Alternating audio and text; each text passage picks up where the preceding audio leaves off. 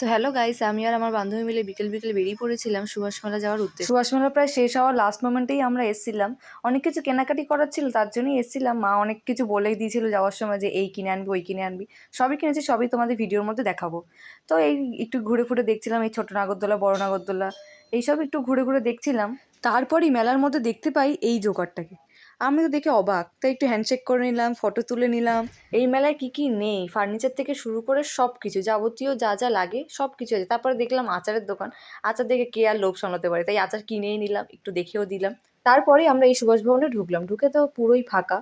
এগুলো দেখতে ভালো লাগে বেশ। আর প্রত্যেকবারই যখনই আসি তখনই আমরা দেখতে পাই, যেহেতু পুরোই ফাঁকা ছিল আর কয়েকটা চেয়ারও রাখা ছিল, আমরা হাঁপিয়ে গেছিলাম বলে চেয়ারে বসেই পড়েছিলাম লাস্ট মোমেন্টে। তারপর আবার কেনাকাটি শুরু হয়ে যায়। তারপর কিছুক্ষণ থাকার পরে আমরা বেরিয়ে আসি, কারণ শরীরটা একটু খারাপ করছিল। তারপর বাড়ি এসে কি কি কিনলাম সেটা দেখাবো। এই দেখো, একটা ব্যাগ আছে, তারপর আচার আছে, বাটি আছে, চামচ আছে, ব্রাশ আছে, আর দুটো ঝুড়ি আছে, যেটা এখানে